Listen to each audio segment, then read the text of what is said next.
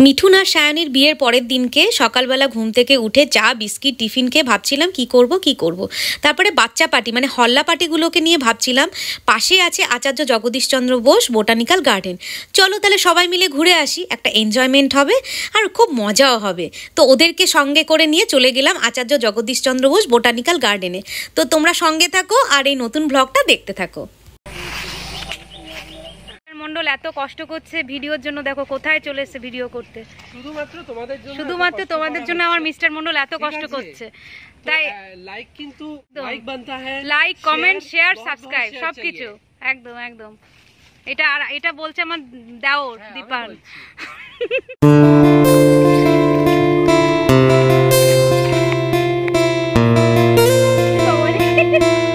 সিনেমার স্টাইলে হাঁটতে গিয়ে আরেকটু হলে পড়েই যেতাম হোঁচট খেয়ে।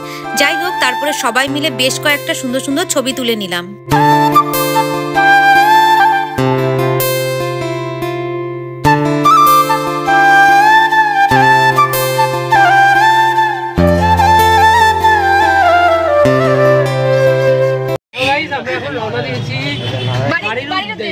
এই যে আমাদের একজন ছোট হনুমান এই যে কোলে বসে আছে, ছোট হনুমান টন্টকল করে দেয় হনুমান। এইসব বললে হনুমান এই যে সামনে বসে আছে মিস্টার মন্ডল আর টুকাই, আর এদিকে বসে আছে পুকাই, আমার দেওর শিবম, নন্দী আর আমি ভিডিও করছি। পুরো এলোকেশি হয়ে গেছে, এলোকেশি গরমের মধ্যে। তো চলো বাড়ি গিয়ে দেখা হচ্ছে, টাটা।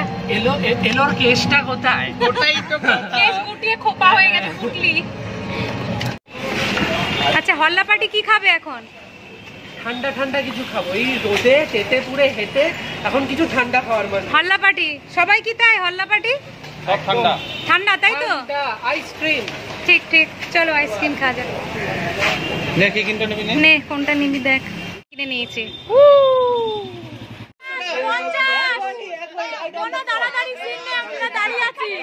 তারপর ঠিক সন্ধেবেলায় মিঠুন সায়নীকে ঘরে ঢুকতে যাবে কি আমরা সকলে মিলে ধরে বসেছি গেট। এত টাকা চায় তো ও অত টাকা চায়, আমরা নিজেরাও জানি না ঠিক কত টাকা পেলে আমরা খুশি হব। যাই হোক, দফা রফা শেষমেশ হলো।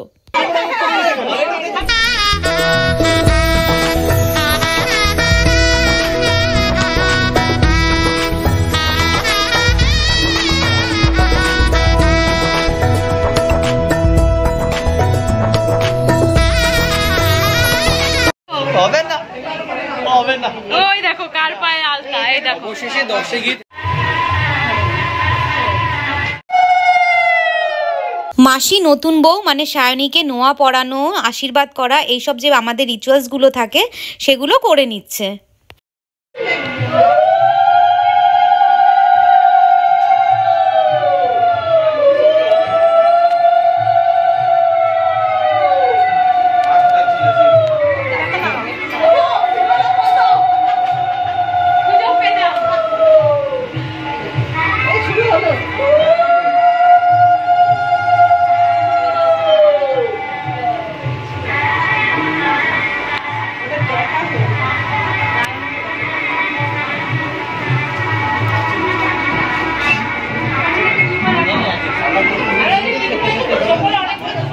আমার শ্বশুর বাড়িতে মানে মিস্টার মণ্ডলের পুরো গোটা বংশে আমি হচ্ছে সবথেকে ছোট বৌমা।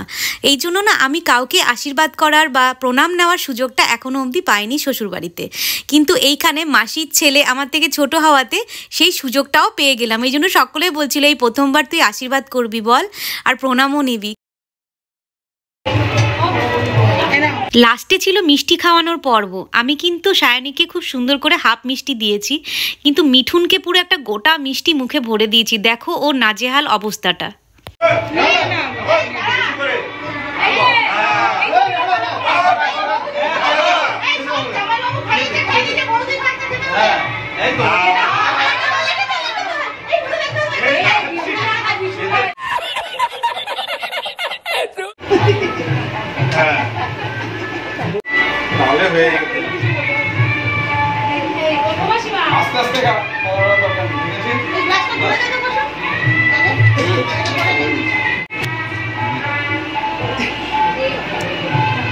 ঠিক আছে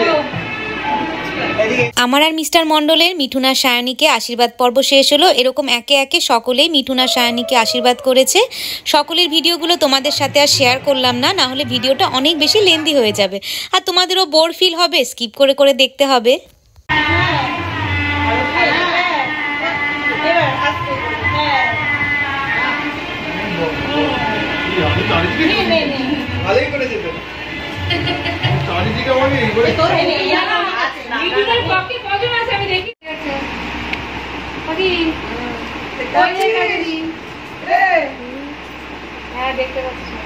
নতুন বউ ঘরে আসার সঙ্গে সঙ্গে রান্নাঘরে গিয়ে গরম দুধ উতলানো, তারপরে শুরু হয়ে যায় বিভিন্ন রকমের খেলা, যেরকম চাল দিয়ে খেলা, আংটি দিয়ে খেলা, এই জলের মধ্যে খেলা।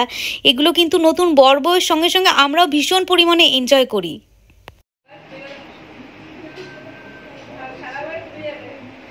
এটা হচ্ছে ঠিক তার পরের দিন দুপুরবেলা ভাত কাপড়ের অনুষ্ঠান।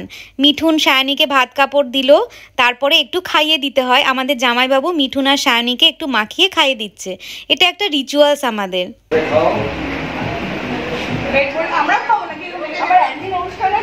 তারপরে সন্ধ্যাবেলা ঘরোয়াভাবে মিঠুন আর সায়নীর বউ ভাতের আয়োজন করা হয়েছিল। আমরা দেখো ছবি তুলতে ব্যস্ত।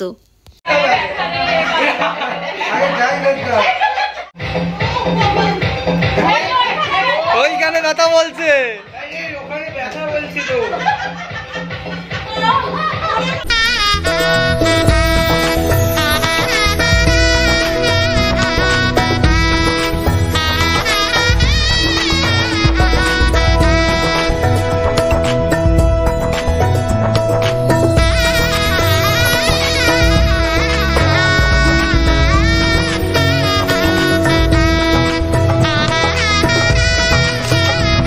সবাই মিলে যে যা পারলাম একটু নাচানাচি করে নিলাম, তারপরে সকলে মিলে বেশ কয়েকটা ছবি তুলে নিলাম, তারপরে লাস্টে খাওয়া দাওয়া সেরে ব্যাস ঘুমের দেশে।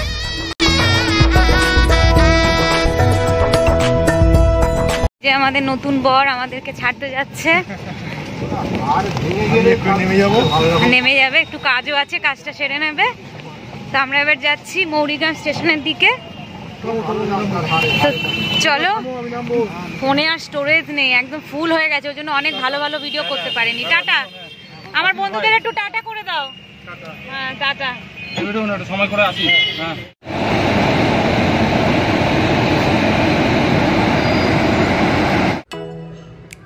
সত্যি বলতে বন্ধুরা, বিয়ে বাড়িতে এত মজা কিন্তু খুব কমই হয়।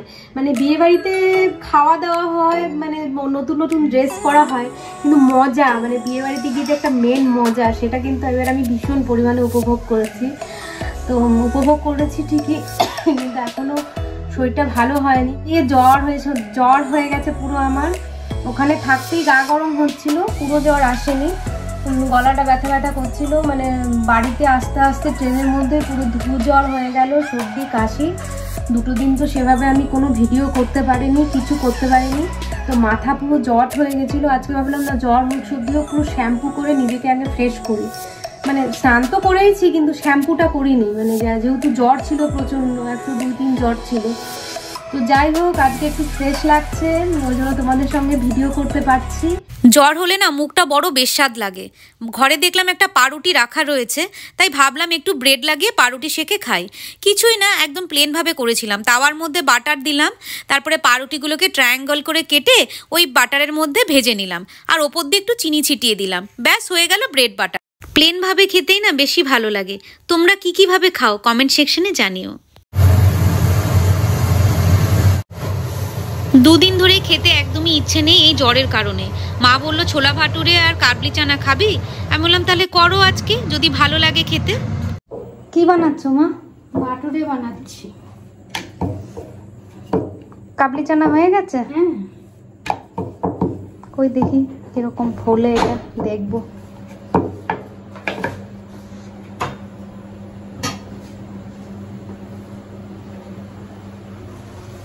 দেখি একটু, আমরা দেখি।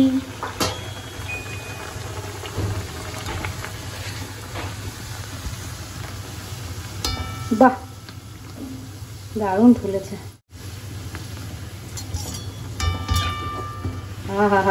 দেখো বন্ধুরা, কি সুন্দর না দেখতে হয়েছে। খেয়ে দেখতে হবে কেমন।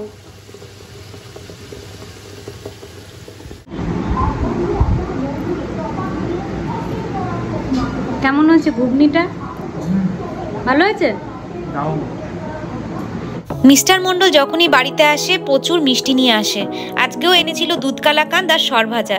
এই কালাকাঁদগুলো এতটাই সফট যে আমার হাতে উঠছিল না, আর পুরো দুধগুলো হাতে লেগে যাচ্ছিল। তো খেতে খেতে আজকের এই ব্লগটা বন্ধুরা এখানেই শেষ করলাম। খুব তাড়াতাড়ি দেখা হবে নেক্সট ব্লগে। আমার এই ব্লগটা যদি ভালো লাগে লাইক করো, শেয়ার করো, সাবস্ক্রাইব করে দিও।